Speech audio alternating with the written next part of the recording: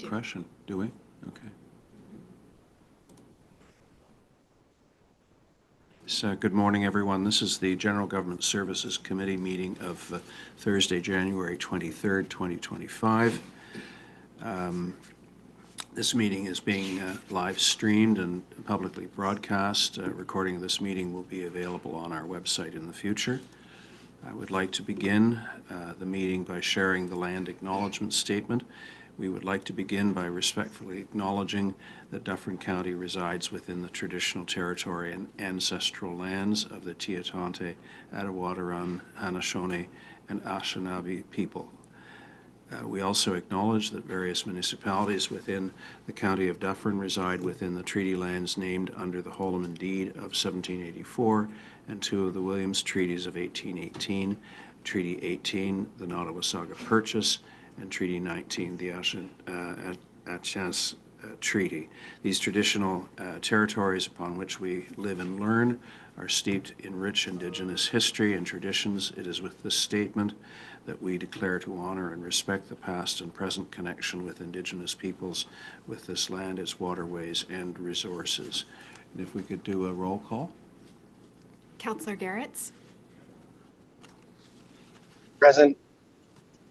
Councillor Hall is absent. Warden Horner. Present. Councillor Mills.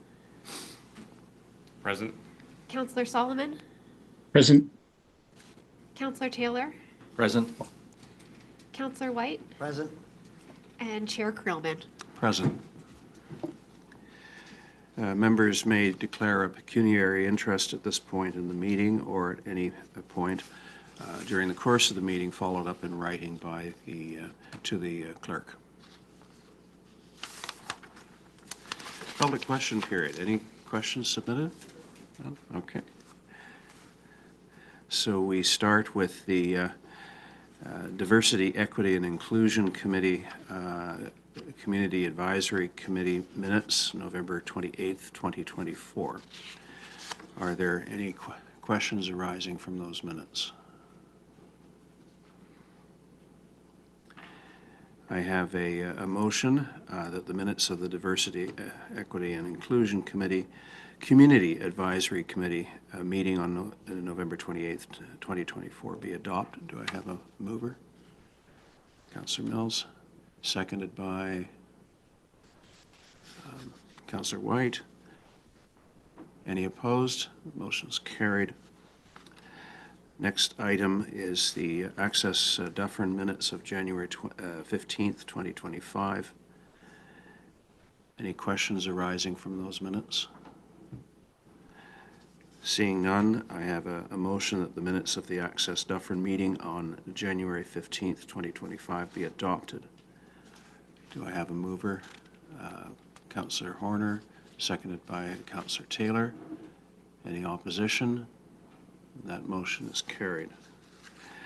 Next item on the agenda is the Headwaters Communities in Action 2024 year-end report, and I'll turn it over to Jennifer. Thank you, Chair Creelman, members of the committee, and my friends on staff. It's lovely to be here again with you. My name is Jennifer Payne, and I'm Executive Director of Headwaters Communities in Action. And I'm happy to bring to you today our year-end report for 2024 on our partnership agreement. I have 20 slides in 10 minutes, so let's get going. I think most of you are familiar with our work. No new members on the committee, so I'll just remind you that our vision is people coming together to shape a thriving community. And our mission is that we spark and nurture positive change, bringing people together from different backgrounds to work on what matters most in our community. There are a number of ways that we do that. This is our part of our new Leadership Council. You're here in our update that we managed to almost double our Leadership Council this past year at our AGM in November. So we're very proud with the outreach and new interest we have in our organization. We're involved with a lot of different things in the community program-wise. This is a visual example of that. We'll work through some details on some of the areas that do receive county funding support. But this is just kind of a high-level view of all of the things we've got going on at HCIA right now that help to live into our vision of people coming together to shape a thriving community. So details about our partnership between HCIA and Dufferin County. We've been in a formal partnership since January 2018. That has involved a number of different initiatives that have been supported over the years. We started our new term in January 2024, and the term was a four-year term till 27. And we do annual reviews and semi-annual reports to GGS committee. It's all collaborative work that supports the county's strategic priorities and also responds to community priorities, which we always hope to be the same and aligned. We've also proposed additional funding for this budget that you're considering now that activates some key community development projects, and I'll talk a little bit about those and give you some detail as you're considering your new budget. Just an overview of some of the intersections between our work. Our work focuses on the foundations of a thriving community, which are community assets, healthy people, dynamic economy, sustainable environment, and vibrant culture, and especially engaged citizens. And that's where we feel HCIA is best positioned to contribute. And those are obviously aligned well with climate and environment, community, economy, governance, and equity, the strategic priorities of the county in the current strategic plan. There are 5 areas of support currently under our existing partnership. They are the Community Grants Program, which you're probably most familiar with. Also community safety and well-being, which we participate in a leadership role. We operate Volunteer Dufferin, which is a local volunteer matching portal. Headwaters Food and Farming Alliance, and our HCIA backbone role. And I'll go through a short update of from the annual report, which you have in your the full report, but just some highlights here from the Community Grants Program. In 2024, we launched a new online form, including new funding streams and multi-year grants, which was in direct response to some priorities that the community members and prior applicants had given us as input. $95,000 was the budget for the funds distributed, and that went to 36 organizations, which was a few more, about 16% more grants awarded up from 2023. We also saw a 59% increase in applications overall. So unfortunately, a lot of no's last year. There were benefits that were across a range of strategic priority areas. So we try to ensure a balance across the priorities of the county and where those funds go. We've received a number of recipient stories and shared those on our website, and we'll be starting to share those through social media when we're ready to promote the next round. Lots of great stories showing the impact of this important community fund. There was also a policy change this year in order to respond to those needs and adapt the program for the additional streams and multi-year option.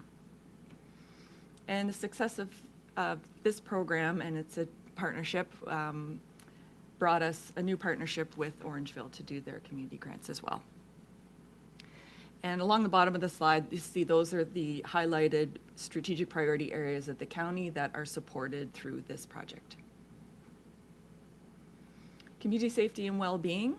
This is a new plan year. Our 2021 to 24 plan is expiring, and we're starting more than starting, we're well down the path to developing the next plan. HCIA, as an organization, we follow a connected community approach, and so our best contribution to community safety and well-being is at the social development and prevention layers of the community safety and well-being framework, which is a provincial framework. And so a lot of our partners operate at the incident response and risk intervention stages, and so we feel we have a unique role to play in that, keeping focus on those outer layers to prevent their need. also bring the citizen voice and take a leadership role in the general public survey.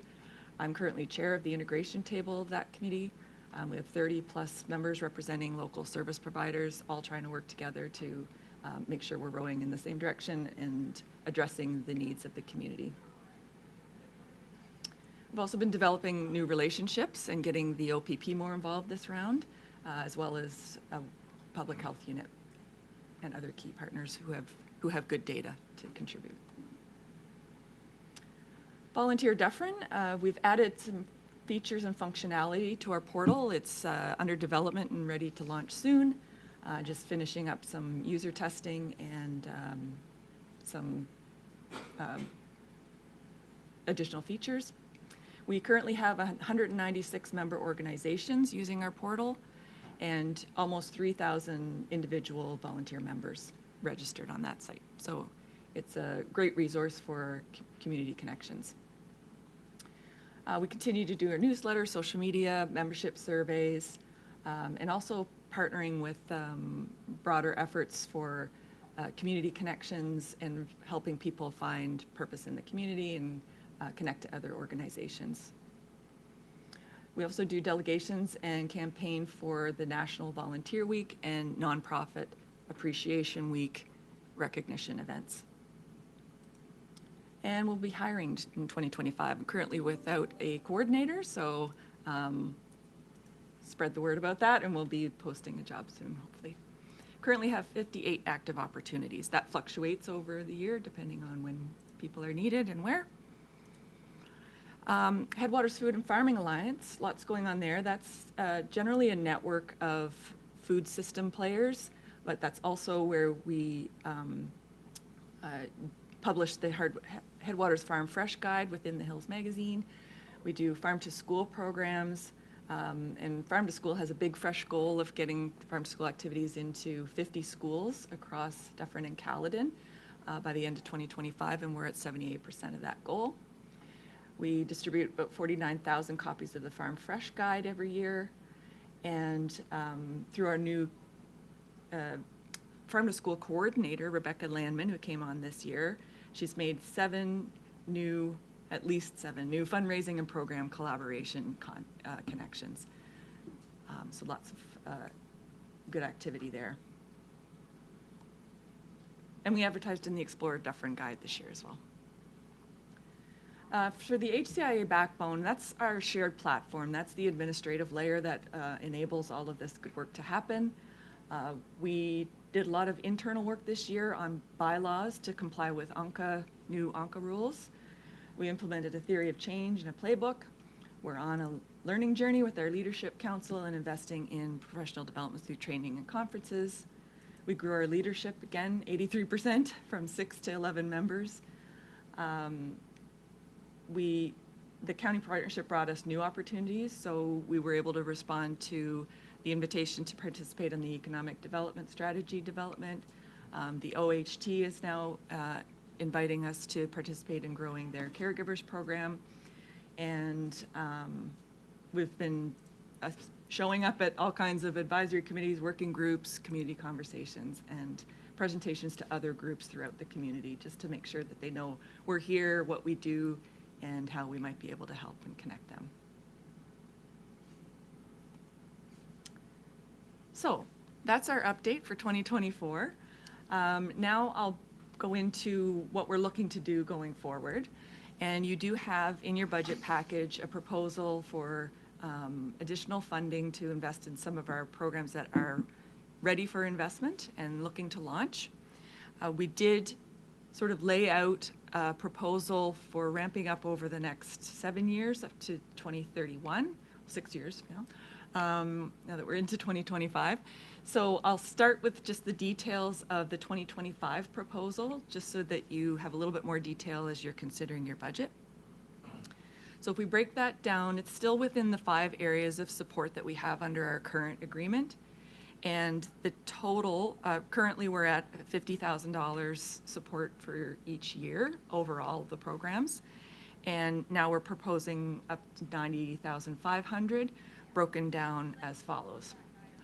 Just so that you're aware, you have seen our name in a couple of places in your budget package. There is also a proposal for an additional $20,000 under Health and Human Services for DC moves and DCEC action plans to be supported. And that's under a separate services agreement. So for this, we're just talking about the $90,500. And the details on that, first of all, for HCIA, we're proposing 23.5 up from 15,000. And that allows us to develop a more formalized shared platform framework to offer to the community and to support additional backbone administrative support for the projects. Do some capacity building and community development, so getting out there more, being in more places and talking to more people to connect community. Maintaining and promoting the Voices of Lived Experience Dufferin also, which requires a bit more intention and care. Then under community grants, we're proposing a total of $17,500 up from the current level of $10,000, which has been the level since 2018, I believe. So part of that will go to additional efforts to diversify our assessment team. We do some very intentional recruitment there. I've been scoping out some scoring software that might help us be more efficient. There's always a bit of a ramp up when starting new software, but there are some good packages out there that might help our scorers, especially considering that the volume is likely to go up with the additional funds and additional need in the community, which adds to the volume of stories to be collected and shared as well. Under community safety and well-being, we're proposing $12,500, which is up from the current support of $5,000. That facilitates the additional work required for developing the 2025 to 28 plan. We're through our data collection period, but we're getting into more frequent meetings and interim data crunching and preparation to get the team through its milestones to have the plan developed and presented to you for the, I believe, April committee meeting for May council approval.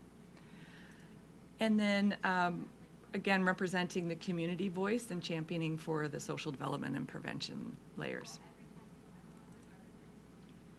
Then under volunteer Dufferin, this is certainly the largest investment of $29,500, which is up from current $15,000.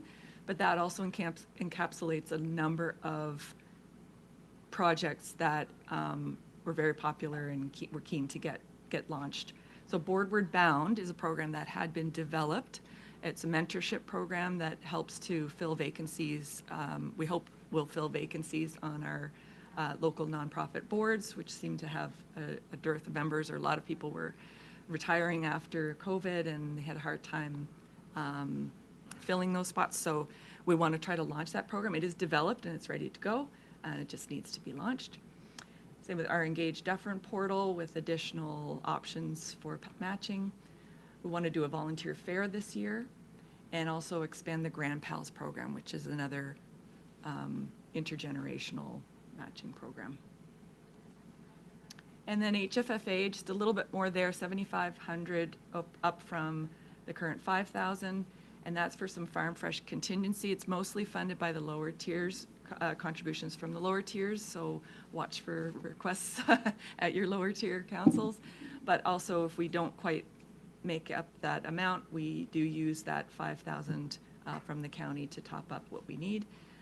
We're also doing some additional public education and awareness through our HFFA hub and supporting the Dufferin Food Access Subcommittee for some capacity building there and looking at more community solutions rather than service delivery or emergency response. So that's, I don't know if I get to my time, but that's the quick run through. I'm happy to take any questions now. Just before I recognize members of the committee, what is UNCA? Oh, UNCA is the Ontario Nonprofit Corporations Act. Okay. So they had some new rules this year for nonprofits, and we had to revise our bylaws. Are they onerous? It was not onerous, too onerous for us. They do recommend that you have legal advice on it, so we did. I mean, bylaws are Yeah. are Enough said. a little onerous, but ours are pretty straightforward.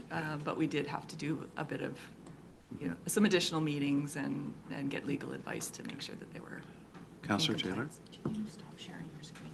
Thank you, Chair. Two questions. One is, all of these events that are ongoing, and I'm thinking about Grand Pals just as an example, like, we know what they are. It would be great if there could be little blasts sent to the council, and maybe it's the municipal councils as well, about, hey, Grand Pals is doing this, and some sort of neat graphic, and then we could help publicize it. In my mind, I'll be honest with you, I think I'm in tune, but I don't really hear about these things as they go. And if I'm not, I imagine the community isn't too, and I think we could help you with that, like just through our contacts and whatnot. And so I don't know if you do that, but I think it would be great if you did. And then my second, I guess it's more of a question. You went right to the financials, which was great.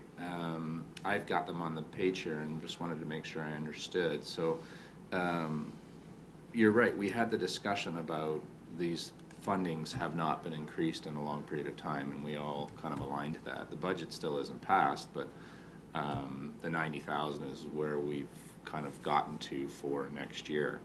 So I think you had support for that. I mean, you don't want to reach out and say that, but it's the ongoing piece after that. So you're doing a long look out, which is always a hard thing to do. But so for 2031, we'll be almost 450,000, and you're asking for that. I just want clarity. You're asking for that money from the county. Is that what we're doing? Correct. Yeah. That's a graduation of our, sorry, through you, Mr. Chair, of our partnership agreement, looking out that far for some program enhancements. Yeah. And just out of curiosity, like, how did you get there for each of them? Like, when you look at it now, I think, oh, that's awful. It's we're not doing our part, right? At 50,000, and at 90,000, I think, oh, I feel better, but it still feels like maybe we're probably not doing our part. But then when I look at 438, I think, oh, this is a budget line now. Like, it's something that we'd actually want to talk about and put some rigor into it and whatnot. So I think when you're looking at the lower ends, I think, oh, it's great. And then as I get to the upper ends, I think, ooh, this is a bit of an issue. And I don't know how everybody else feels, but I'm not diminishing the contribution, because I think I'm a big supporter and I like what you do and whatnot. I think it's something to discuss for 450 versus where we are now. That's my thoughts. Through you, Mr. Chair. So I'll just start by responding. Thank you, Councillor Taylor, for that. So I was encouraged to look at a longer term view, mainly because of the recognition that we know partnerships are necessary to do this important community work, and that we're well positioned to partner with the county to make that happen and see more of that happen. The details are something that we look at every year, so that can certainly be analyzed and assessed and put rigor to as you see fit at that point where it's, if it tips into something that that you want to make more formalized or have additional deliverables on, that sort of things. If I'm speaking correctly here, that's my take on it. That we wanted to look out further. When it starts to get bigger numbers, that's when we need to hire to expand that capacity. So that's primarily what those higher numbers are. And there are some specific activities around election engagement for those years when we know there's election coming. So those are sort of the high points, and some of the detail is in there, but I'd be happy to expand on those details as necessary in future years. Thanks. Councillor Garrett, so then... Yeah, I agree with everything Councillor Taylor had to say. Recognizing that look out to 2031 is very pie in the sky sort of thing. So it's something to keep in mind every year, but there's room for us to make those decisions. Councillor Taylor brought up a good point about the communications, and I think it applies to everything we do at the county. We've made strides with our communications person and the blast, but I think we need to have a larger discussion at council about where we go with that, because I think there is still a lot we can be pushing out externally, and it's probably a capacity issue. But I agree. I'd like to see these good news stories, um, you know, pushed out a lot more. And like I said, staff is doing a good job right now, but they're probably just limited in resources. So that's all I wanted to add. Thank you. Councillor Horner?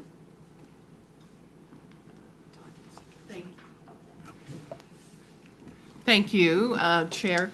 I guess, Jennifer, the question I had is when HCIA first began, it was with a significant contribution from Trillium. And just wanted to know some of the status of some of the other sources of funding. At this point, do you see them ramping up?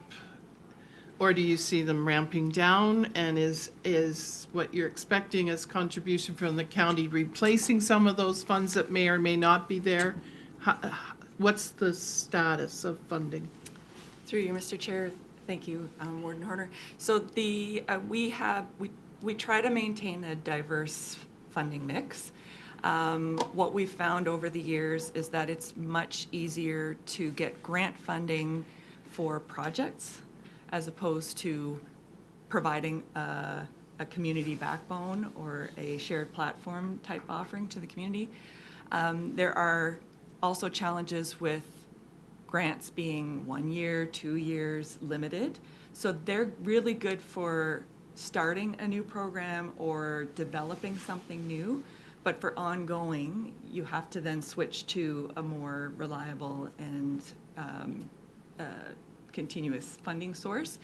And so we look to the county for a consistency, a reliability, a longer term partnership agreement that addresses both of our priorities in order so that it's not interrupted. So there's, funders like to ask, what's your sustainability plan for funding? And sometimes, we laugh a little bit about that because there is no sustainable funding for nonprofits, unfortunately, in my experience. You have to work hard at it all the time. And so that's why we treasure this partnership so greatly, because we feel like we're doing good work together. It's not just a handout for, please fund us to do this. We feel like we're truly partnering on things that matter to our community, from what we've heard from the community, from what you've heard, and the priorities that you set as a council. And so that's a treasure. That doesn't exist everywhere. And I think that's a point of pride for us. And it also gives us the flexibility to be responsive to emerging priorities that come up. So some organizations don't have the agility because of their funding model, or because they have they have restricted funds that they can't pivot at in a timely manner, and we have the ability to do that. So I guess that's what I would say to that. We do apply for grants all the time. They tend to be for programs. So we've been successful with Trillium through HFFA for farm to school programs. We've received New Horizons for seniors grants for Grand Pals, or for Boardward Bound. That was one for Boardward Bound. We've received Dufferin Community Foundation grant for the Engage Dufferin website. So it depends on what you're trying to do in the moment, what grants fit, but we're always applying. And United Way also helped to launch the Voices group. So there are specific investment priorities that the different funders have, and this partnership allows us to be more flexible than some of those. A follow-up, if I may, just so, is there more money available out there or less money? Less money. Less money. Okay, that was my point. Thanks. Yeah. Thank you. Any other questions? Second round, Councillor Taylor? I'm just curious again about the money. So the grant process out to 2031, as a council, we can't really do that because we're not going to be here. We can't commit other councils. Would it make sense, though, to me, the funding for your organization, you're talking about the stability, and would it make sense to commit for 2025 and 2026, so at least that we have a path in place and it's set aside and understood. And then after that, we'd have to wait. But to me, at least it would give some certainty, and then maybe in year one of the next council, they can decide what they wanted to do. But I think that's all we could do. And so I just offer that out there as consideration. Any questions or comments? Jennifer, I have a question, and that is, do you track the effectiveness of your social media and utilization of the website? I know there's ways of going down a rabbit hole on that, but it would be interesting to know whether there's an uptick in terms of the number of people utilizing. Yes, so we do track that, and I used to report it on all of my, so if that's valuable, I'll bring it back, but I just felt like, I don't even know if people look at this, and we are not putting as much focus on our social media following, and we do have additional newsletter subscribers, so we're up to, on our constant contact list altogether, across all the programs, we're up to almost 5,200 contacts in there. That's across the board. Our web traffic is up, and it's mainly because of the stories that we're sharing from the grants program. So that's a win. And our social media is up, but we're focusing more on in-person this year, trying to make person-to-person connections and contacts. So we do still promote on social media and through our newsletter, our monthly newsletter, but we're really trying to be intentional about where we show up and go to people where they are, rather than just trying to get social media blast followers. Councillor Mills? Thanks, Chair. Amy, a quick question for you. Could you remind me what 1% of our budget this year amounts to in terms of raw dollars? Through you, Chair, it's approximately 475,000. Okay, yeah. So looking out at 2031, I mean, that number is obviously going to change, but based on this year's budget, you know, what you're ultimately looking for at the end of this forecast is less than 1% of our current budget. And I think when you know, to your point, Councillor Taylor, when you look at the relative value that your organization brings to the community, doing things that we don't do or can't do, you know, I think the return on investment is pretty impressive. Thanks very much. Councillor Taylor? Yeah, Mr. Chair, you sort of glazed over my last comment, and we didn't discuss it. So I'll just make the formal motion that we approve 2025 and 2026. Make the recommendation to council that we do that in the budget now. Well, I have a prepared motion which could theoretically be Okay. amended Okay, thank you. to reflect Just that. felt like I didn't get any respect on that last comment, and it was a good comment. No, I was thinking, I put the motion on the floor and see if you want to amend it.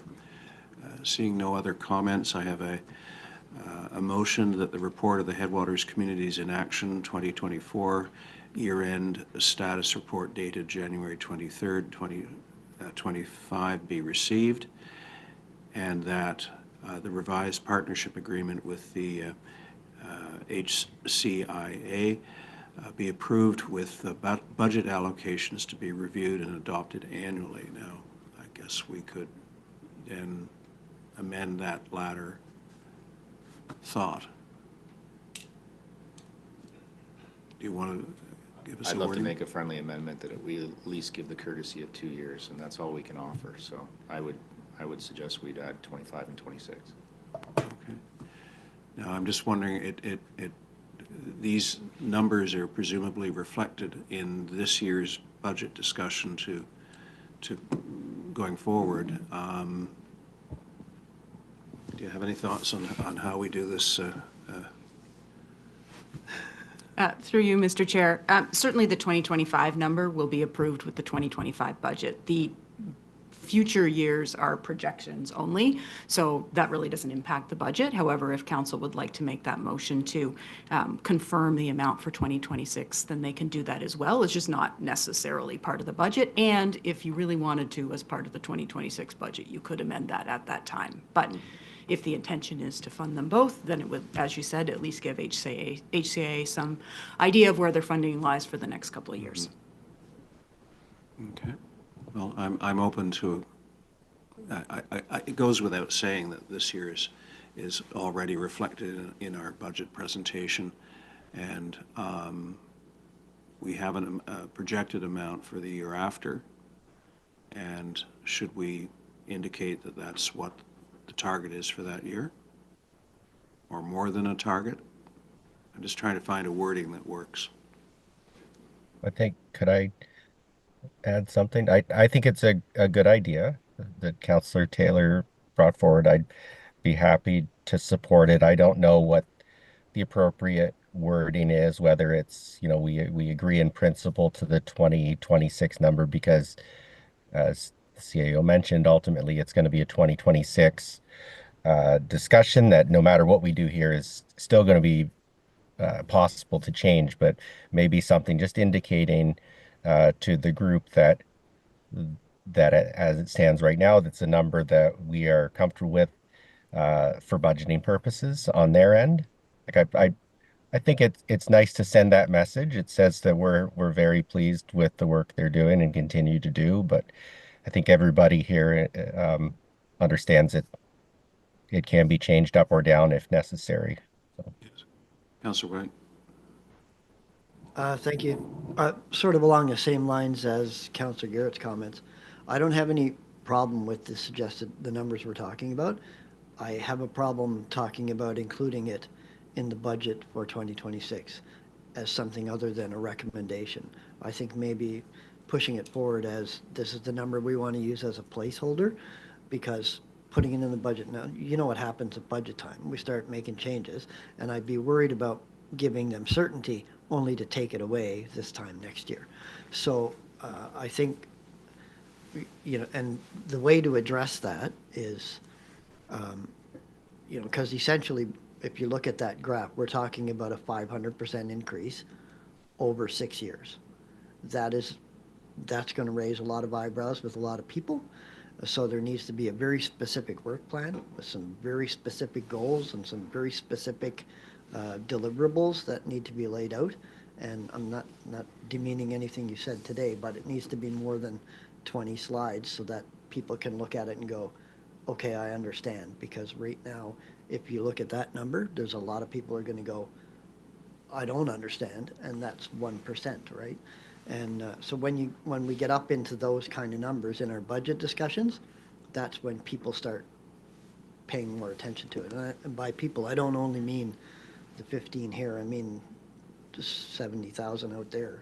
Some of them start going, well, why are they getting this and I'm not getting that? So that's sort of where I'm coming from.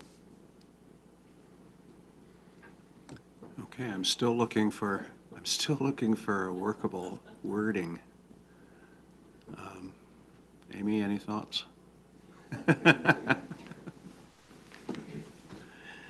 So we have a commitment here that budget allocations be reviewed and adopted annually.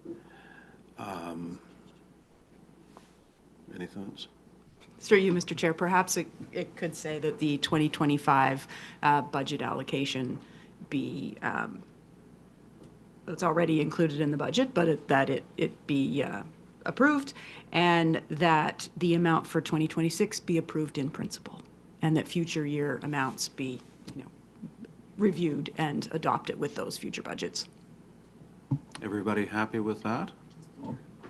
So do I have a mover for the motion as amended? Hmm?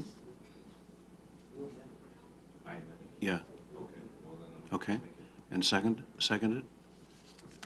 Councillor Mills? Any opposed to the motion as amended? The motion is carried. Thank you very much, Jennifer, and big thanks to all the people that work with you, and you do a great job. Thank you so much. Thank you.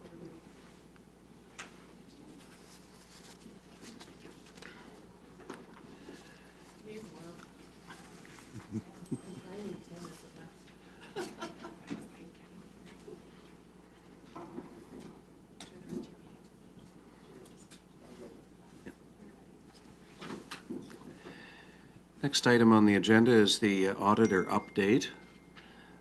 And it is simply, as I understand it, Amy, a change of name. That's all it is. No longer to be known as BDO, at least locally. Any questions on that report? I have a motion then that the report of the Manager of Corporate Finance Treasurer Report Corporate Services 2025-002 titled Auditor Update dated January 23rd, 2025 be received. And who would like to move that? Councillor Garrett's moves, seconded by Councillor Horner. Any opposed? That motion is carried. Next item on the agenda is the fourth quarter procurement report. Amy, over to you on that. Through you, Chair. I think it's pretty much straightforward. The only thing I want to comment is the last item, the Household Hazardous Waste Day. We did propose to increase that budget value to $280,000 in the budget. Once it gets approved, it'll be updated. Okay. It came in higher than we anticipated. Councillor Taylor? Thank you. Just one quick question. First of all, I think the procurement department, it gives me great confidence in what we're doing. I'm so glad that we have it. I'm just really interested, on page 2 of 3, it talks about the multiple approval stage is creating a system of checks and balances.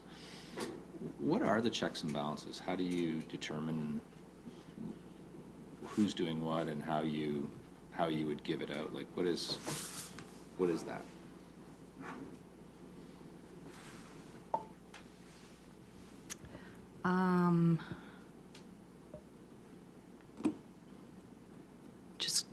Just quickly looking at that. I think it's just like within the procurement policy, it outlines that we have approval authorities, and then within the different departments, they have different approval authorities set up.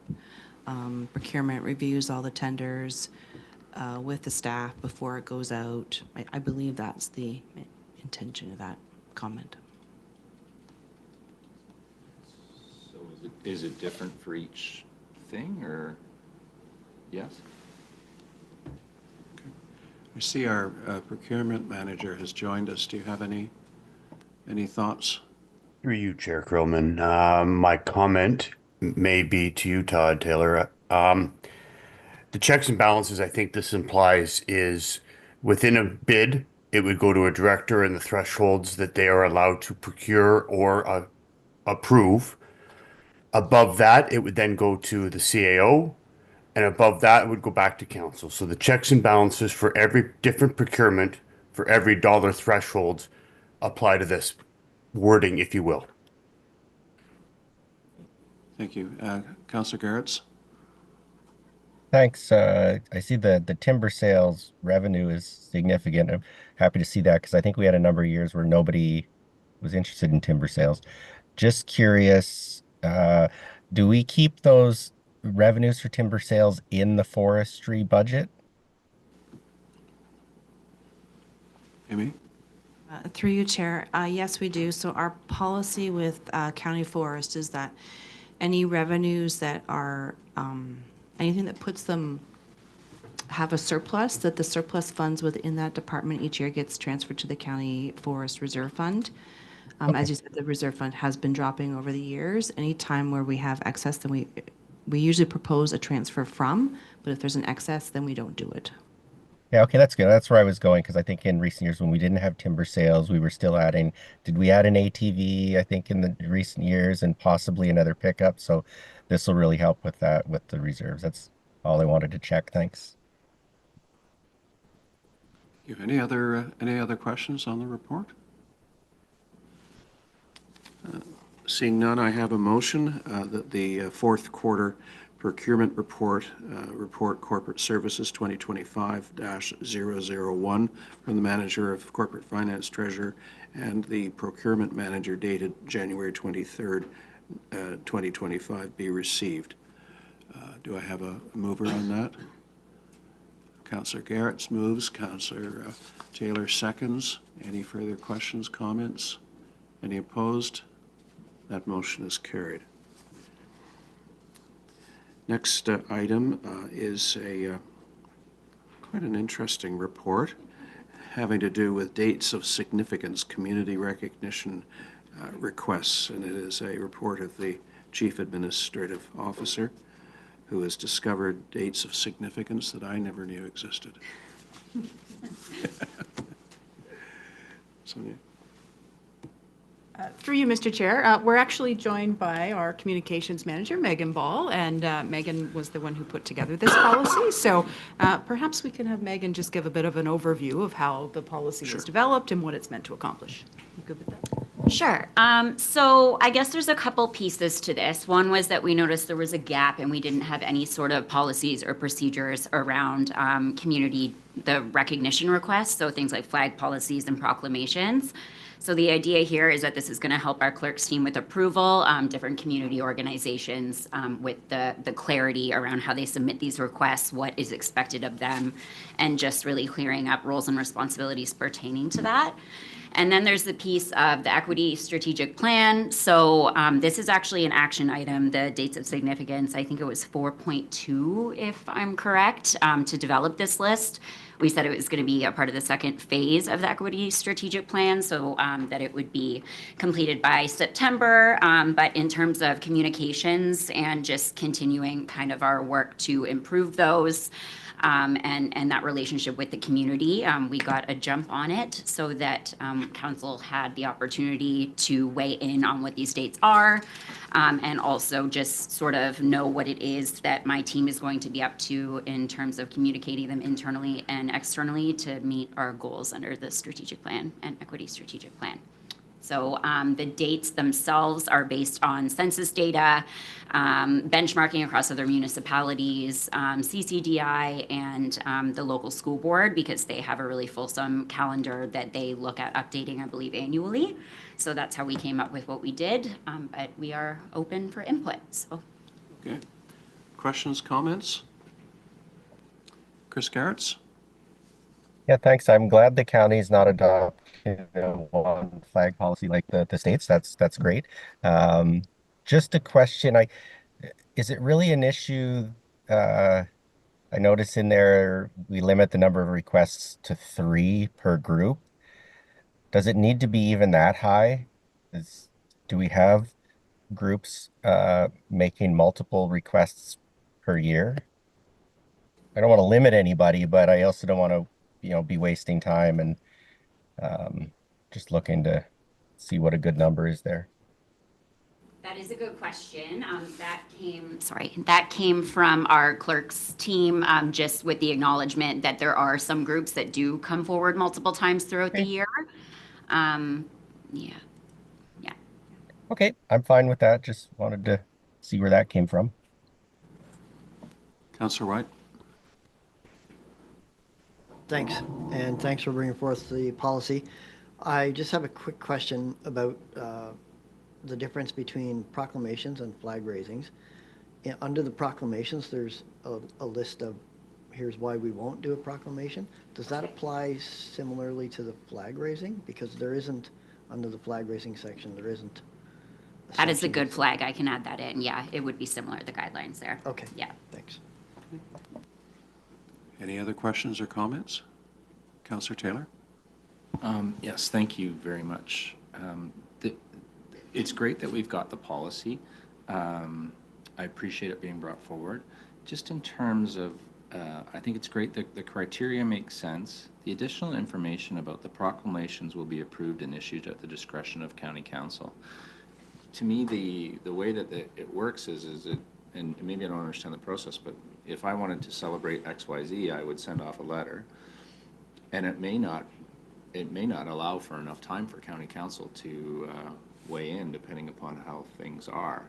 So what if a proclamation went up that we didn't necessarily agree to as a group? Not that, or is that in the list that you provided, and those are the ones that you're considering? So proclamations are different than the dates of important lists that we've put forward, and that it is going to be a request that comes in from the community. Sometimes it does fall on that dates of important list, sometimes it does not. It's completely separate. In terms of approvals for the proclamations themselves, like, I'm not sure if Rebecca, you can answer that, the clarity around it, because it's more so with your team.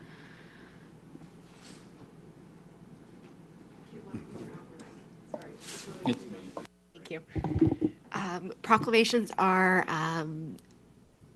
forwarded to the clerk's office and put on a council agenda, and they are read at a council agenda for your consideration.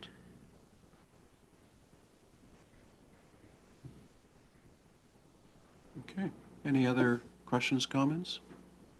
Warden? I guess I'd never understood that. I thought they were just there and we, I didn't think I understood it either. like, I didn't know that we had the ability to say yes or no to a proclamation. Is that what you're meaning?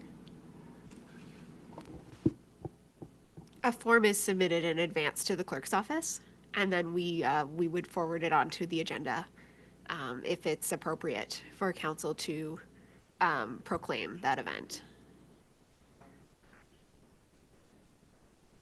Councillor Garretts, and then Councillor Taylor. Yeah, just for Warden Horner, the Amaranth's policy looks very similar. And just as an example, we received a request for a proclamation, and we made a proclamation, but we didn't use the specific wording provided because council didn't feel like it met the policy and specifically the the guidelines for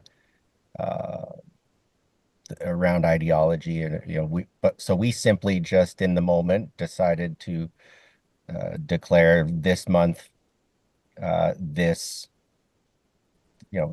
month, whatever it was, December, as whatever month, and we didn't use all of their background, one page of therefore and whereas. We just simply made the proclamation. And I think, if I'm understanding this policy correctly, that's what council could also do.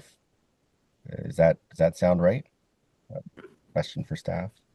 Through you, Mr. Chair. Yes, Councillor Garretts, that's correct. The other real need for the policy, or the reason for the policy, is just to give some structure around the process, because currently anybody can send in something asking for a proclamation.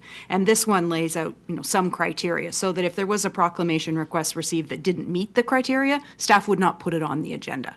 So as long as they meet the criteria that are laid out in the policy, they would go on the agenda or be submitted to council. And then if council chose not to go ahead with that, that would be at council's discretion. But what we're really trying to do here is to indicate that there are specific things that are required before it can even be considered. Thank you. If there are no other, Councillor Taylor, sorry. Thank you. So I have 3 questions, and I'll get them out of the way at once then, if that's okay. So the matters of political controversy, there's proclamations will not be issued. How will we go about that? I assume it would come to the clerk's office. The clerk office would then say, this needs to go to council, and then council would debate. And there's lots of political controversy as we sit here today, right? So it could be offensive to some or what have you. So I guess it would come to council and we would say yay or nay. My second question is, I think this is great. I think it's excellent. This document's really well written. Would we, because we're the county, would we also share this with other municipalities? Because I think it makes sense to somehow have one that, maybe all of Dufferin County was doing, each municipalities. And then my last question would be, and maybe I just didn't grasp it because it was sort of brought up earlier. There's a litany of things that are listed here, and the comment was, hey, it feels like as an example, the LGBTQ, it's called out quite a few different times. There's another one that's called out quite a few different times. I wasn't aware of all those days, and we could say I've got my head in the sand, and that's fine. But I certainly would. So Women's Day was another one. There's a bunch of different events. Would we have a policy where you would just group and say, okay, we're going to celebrate XYZ event as it pertains to this, as opposed to celebrating 3 different times? Or are you suggesting that these are all of the events?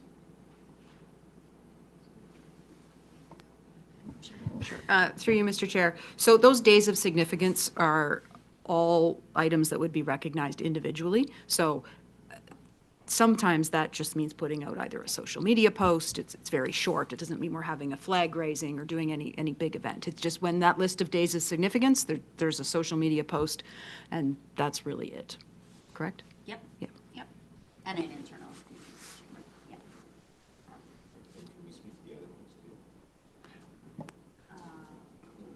Would we share it out with other municipalities? Yes, And I how can would- definitely do that, Can yeah. you talk to the how again one more time? I assume it's Sorry, the dates. political piece? Yes, Matters that- of political controversy? Like, I don't want political controversy while I'm sitting here, right? And I don't want that across our social channels as well. And this is something as we wade into it, I've been doing, like I said, benchmarking, or even say our local OPP are very active in that they communicate these dates and their flag raisings and whatnot. And sometimes there is speech that would not adhere to our social media policy and that it gets political and controversial there. But if there was ever an instance of something that our clerk's team, in consultation with myself and Rohan's team, had concerns about what that would look like, then that would come to council for guidance on where we would take that. I'm more than happy to share this with the lower tier municipalities. Orangeville's one I benchmarked, and they had great information as to their proclamations and their flag raisings already on their website, but I can definitely circulate that. With everybody else. And the last question there, sorry, just as you asked, so there are certain months that have like multiple days within them pertaining to a specific date. And I would just look at that in consultation with my team as to the best way to communicate it. Like really the point is to raise awareness and education, and also where possible, just connect people in our community with local resources and organizations pertaining to these dates. So yeah, does that answer your question? A little bit? Okay. Okay. Councillor Garretts? Thanks. Just a couple things. I think earlier Councillor Taylor brought up a point about the requirement to have it 4 weeks in advance or whatever. What we've seen in Amaranth over the past 3 years since we started ours, or maybe 4, is this now the people are just filing it in January because they know that our process says you need to give 1 month's notice. So we're not the first year we had to make a couple allowances. If we had a council meeting in between the request and the date, we allowed for that. But people learn very quickly, so that's good. I think what was mentioned earlier about who's going to decide about what is political, etc. I think it would be good to make sure that perhaps the warden has some consultation with that. I want to protect staff from the public's making allegations that their specific request was denied by staff and wasn't even considered by council, right? So I'm sure there are some things that you may see that would very obviously not meet the criteria, but I think it's good to have some level of council involvement through the warden just for final consultation. Does that make sense? Does to me. Warden? Through you, Mr. Chair, just a question. How many flag raisings were we asked for in 2024? Approximately. I believe it is 4 that we had requested. Thank you. And sometimes the periods overlap as well, which becomes challenging. You don't get the entire month. I wanted to ask about the flag raising as well, and since people that are here would go to those, former Warden White in particular, the times, like they're typically done during the business day. I'm curious, like I can't go, which is fine, that's my problem, not everybody else's.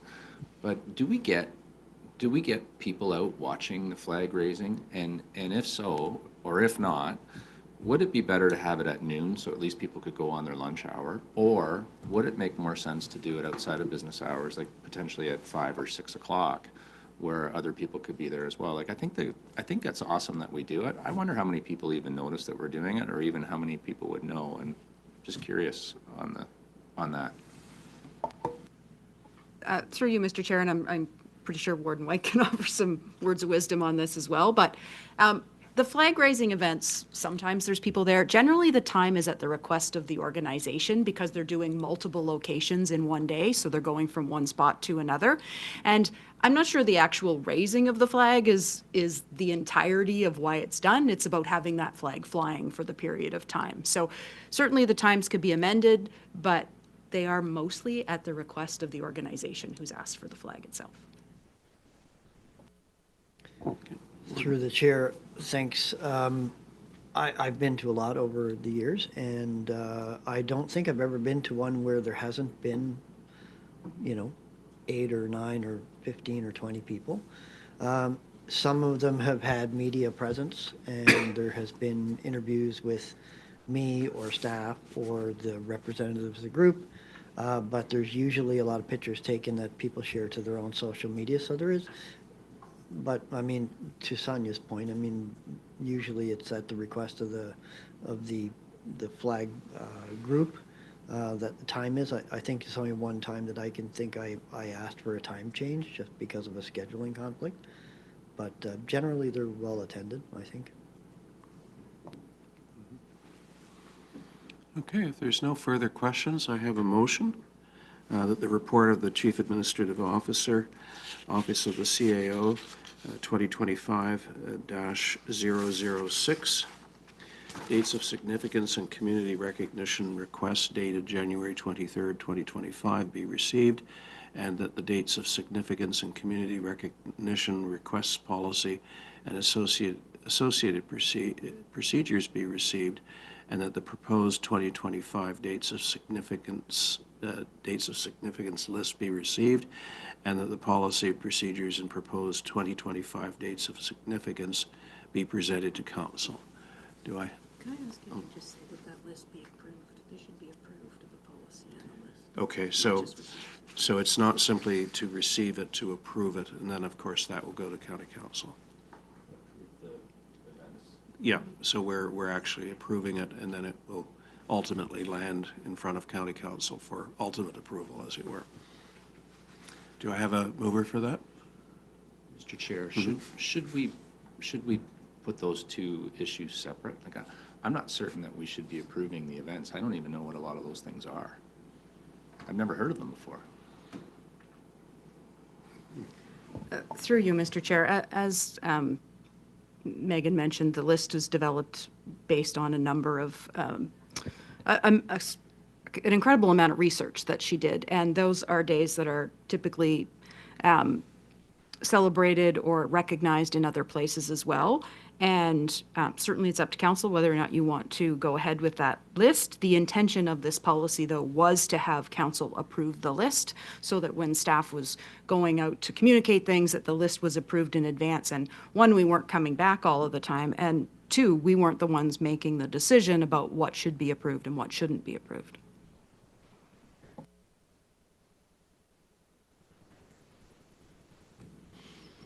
Councillor Horley? One further question then. So are we saying if we approve the list, then we are saying to staff, we want you to promote St. Patrick's Day, Holly, Edifleer, Trans Day, like every one of these things will be a task then?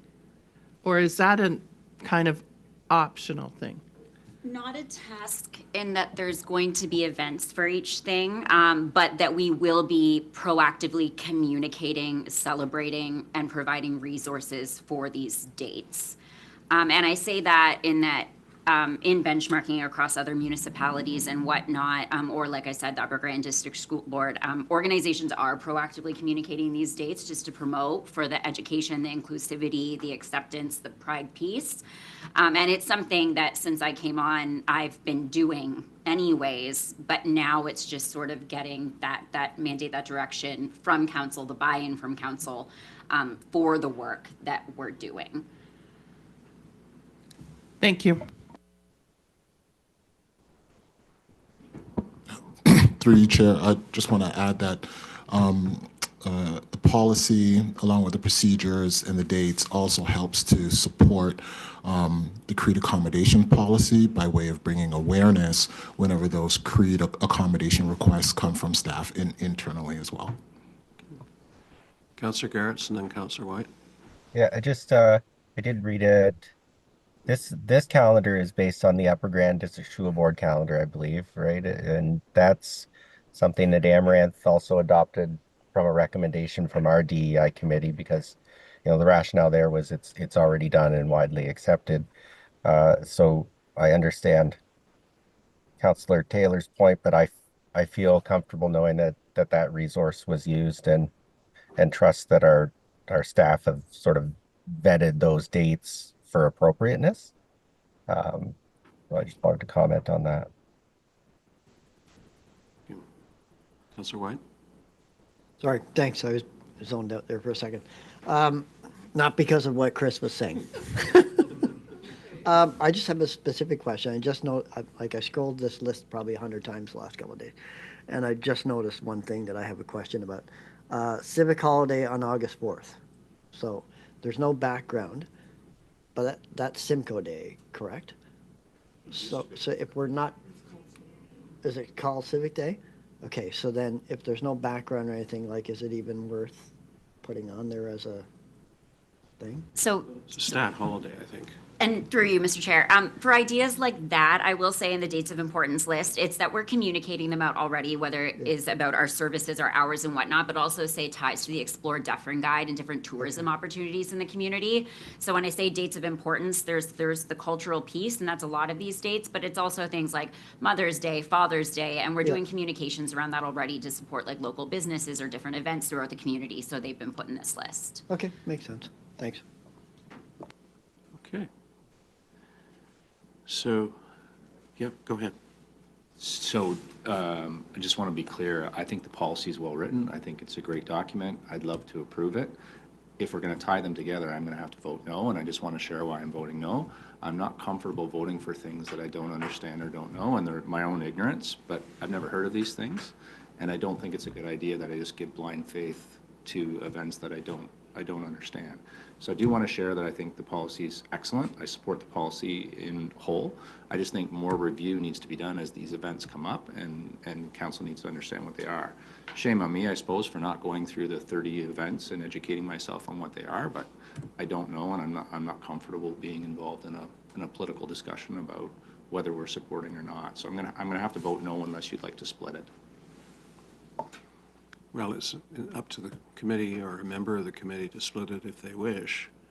I think I take some comfort from the fact that the school board has adopted these events and has had some experience, and I haven't seen any raging controversies as a result. Everything on here is controversial. That's not true. Well, I mean, in terms of people objecting about celebrating Mother's Day, I haven't seen. Yeah. Well.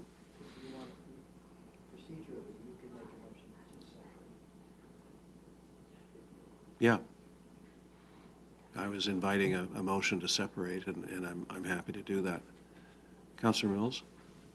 Thanks, Chair. No, I was just going to say, I mean, yes, I agree. I take some comfort in knowing that the school board has already adopted this list, but more than that, I take comfort in the fact that, staff has put significant time into this, and I don't think they've, merely pulled this from a Google calendar. These are observances that are, I think, widely recognized throughout the country, the world. So this isn't something that's, been done without thoughtful consideration on the part of staff. So on that basis, I'm happy to approve the list as it is. So Councillor Taylor wants to split the motion. Is there a seconder for that? Oh, Ryan? Through you, Chair, if I understand correctly, not only Upper Grand and other resources, other municipalities, the list is also developed by taking a look at the provincial and federal government's days of significance as well.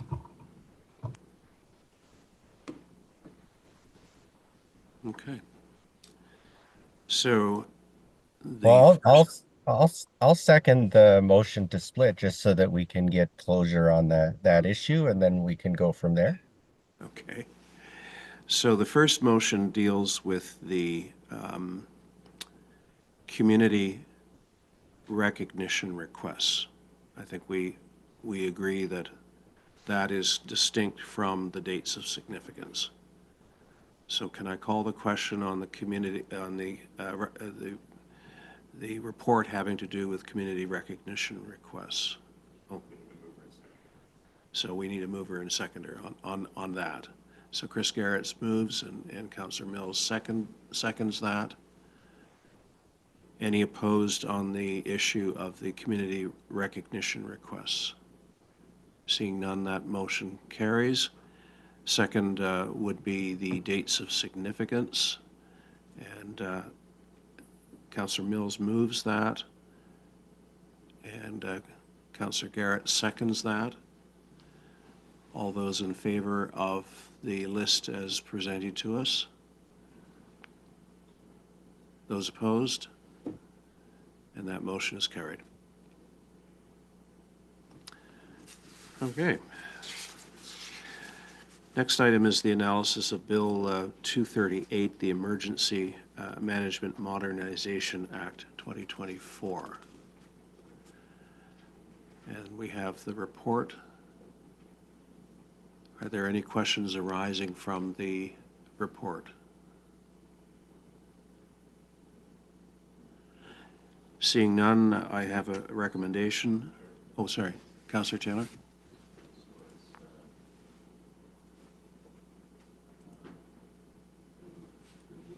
They're legal questions, and it's in the document itself. I'm just trying to get to my notes.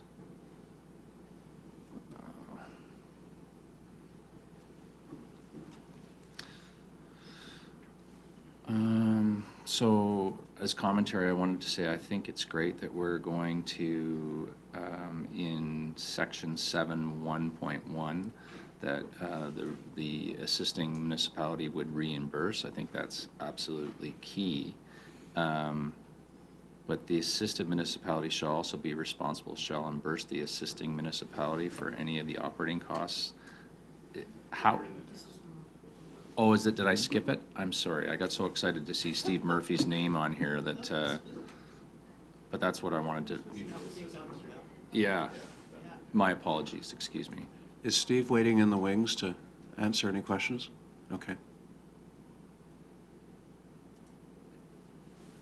That question is for the next report, though. Ah, okay. Yes, pardon me.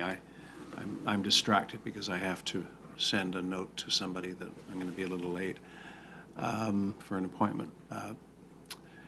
Okay.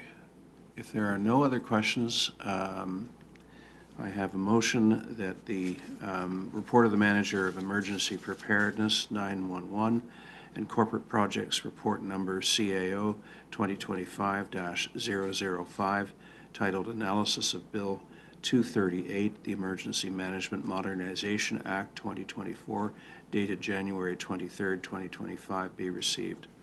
Do I have a mover for that? Councillor Horner moves, seconded by Councillor Garretts.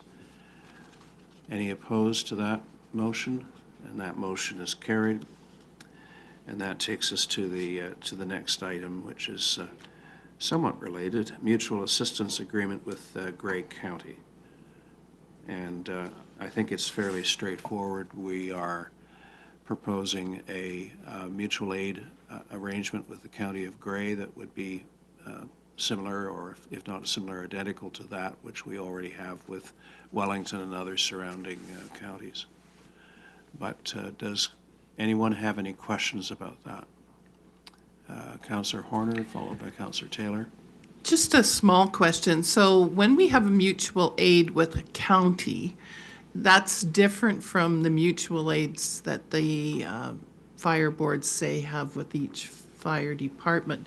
So if we have this mutual aid agreement, it covers everything emergency outside the fire. Is that how that works, or is that what it covers? Steve, your comment? Be happy to answer that, Mr. Chair. Yes, Warden, this mutual assistance agreement is separate from the mutual aid agreements that the fire departments already have in place. This covers all other services, in essence, from public works to social services and any other help or support we might need from our neighbors or they may need from us. Thank you. Are there any other, Councillor Taylor? So again, great report. Just curious on the payment part, when they have to pay for their assistance, and basically says here in 8.1 about the 3 months time frame and then detail the costs. When is the bill sent? And what if the time, like, because it's such an awkward thing, right? Because now there's a mass problem, and how do you document it? So, for example, what if we have a disaster and then the bill comes in and it's this crazy bill and we disagree? We say, oh no, you didn't do that and you didn't do that, so we're not paying for that and that. What is the repercussions of that? And then the last one, which is tied to it, is 8.6. And it says that basically the municipality we could be good people and decide that we won't charge them. That's a terrible thing to have in there, because I think we should charge them. And it's the equivalent of one of us going as community leaders to a charity event and we win the 50-50 draw at such event, and the pressure that's on us to make sure that we're giving back the 50-50 portion of it. You might as well not just buy the charity ticket, because you're not going to get the money anyway. I just think that's an odd thing to have in the agreement, because the reality is I think that they should pay. It could be quite an imposition for said municipality or said county to offer the monies. So those are kind of my collated questions there.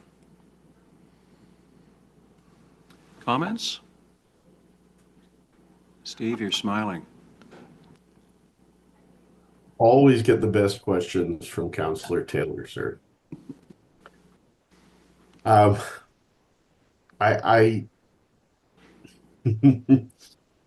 happy to say that over the years, we have actually been the beneficiaries of 8.6 when we have asked for assistance from other municipalities. But also considering that a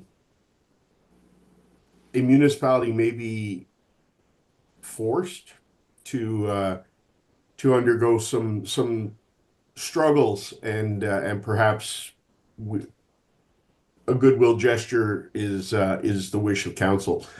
As for cost tracking, when we activate our emergency operations center, Amy and her team do sit in the room, and we actually have a cost tracking unit which is responsible for tracking all expenditures, including personnel hours for settling up at the end, I guess. Okay. Does that assist? It does. May I go on in the document? Go ahead. The indemnity section 10.1, the lawsuit, it basically says that the assisted municipality is responsible for any lawsuits, and I assume there would be lawsuits if there's a mass disaster in some sort of way. How do we ensure, like it says, all claims lawsuits? Like if we did something while we're in Grey County that was untowards, and who knows what that would be, but let's assume it's awful and we are at fault. This says that we're actually not liable in any sort of way. We can do whatever we want. We could rob a bank while we're there, and we're not going to be charged. Is that fair on what that is? And then the other one tied to that is 11.4, all risk property insurance. Who pays? Is that our insurance or is that their insurance? And I think it's important to call these things out, because 12.2 speaks to transparency and that we'll disclose any information. I don't know. But I've been through enough of these agreements that it's good to ask these questions up front. And then I've got one more in section 15. I wonder how enforceable it is to say that we're not liable. I mean, It's in the agreement. Well, it may be in the agreement, but, you know, a traffic collision, everybody gets sued, as an example. Yeah, Yeah. I would defer to Councillor Mills on legal questions. I would think this is boilerplate, isn't it? Is it? It also speaks to lodging, right? And basically, we're gonna be looked after, we're gonna be given food, so, you know, how would that work? And then the notice, it doesn't mention anything about the politician, so for example, under notice, I would think the warden would be involved in some sort of way, and there's no role for the warden in this whatsoever. And that's the end of my comments. And just so Steve knows, I read your stuff. I'm so glad that you do, sir. Through you, Mr. Chair, I'll try to address those issues. When it comes to the insurance coverage, the indemnity, we do provide these agreements to our insurer, as does the other party, and the insurers have input, and then we get a certificate of additionally insured, and we go through that process annually. Amy and her team are very diligent about it, so we cover off our liabilities in that way. Food and lodging, sure, if we're asking for help, we need to be able to ensure that people coming to our aid are accommodated appropriately and not placing an additional burden on the community that they're helping. So that is covered off in our emergency plan, and we do utilize certain annexes of the plan to coordinate logistics for those responding agencies. And then finally, the primary reason we like to have these mutual assistance agreements in place is because we want to streamline the process and allow for CAO to CAO approval of requests, and that's why we bring these to council and ask council to look at it and understand that during an activation of our emergency plan, it is the CAO who is the director and has the authority to enter into these arrangements or agreements. Councillor Solomon? Thank you, Mr. Chair. I would just like to ask, we have agreements with other jurisdictions as well. Is this pretty much the same or exactly the same?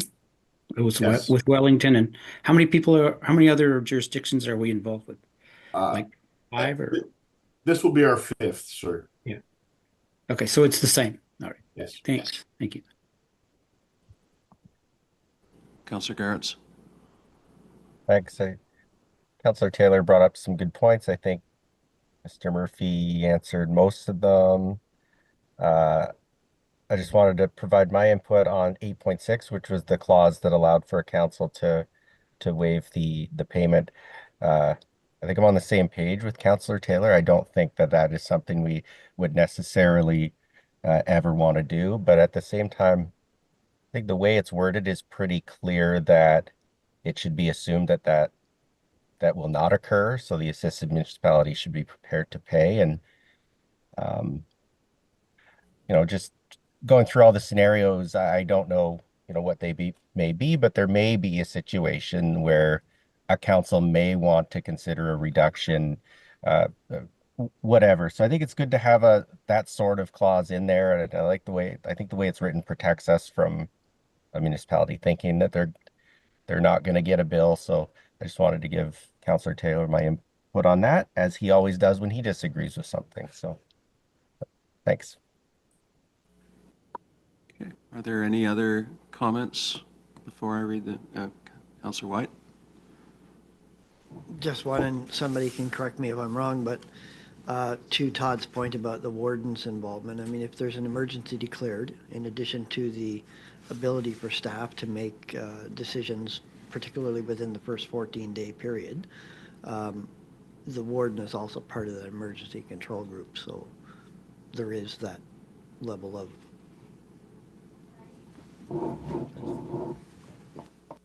And through you, Mr. Chair, just in response to Councillor Taylor's question about the notice, and we're talking about notice, so this would be the contact person. So I don't imagine the warden would like to be the contact person, so we're not talking about actually changing anything. It's just the person who's notified when something in the agreement has to be enacted.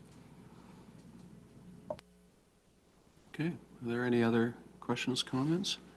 I have a motion then that the report of the Manager of Preparedness 911 and Corporate Projects Report CAO-2025-004 Mutual Assistance Agreement, Grey County, dated January 23rd, 2025 be received, and that the Warden and Clerk be authorized to enter into the attached agreement with the County of Grey. Do I have a mover on that? Councillor Mills moves, seconded by Councillor Garretts. And any opposition? Seeing none, that motion carries. That brings us to correspondence. Do we have any correspondence? I don't think so. Notices of motion. Any notices of motion? Seeing none, our next meeting is Thursday, February 27th, 2025 at 11 a.m., same spot. Do I have a motion to adjourn? Councillor Garretts moves. Councillor Mills seconds it. Any opposed? Motion is carried. Thank you, everyone.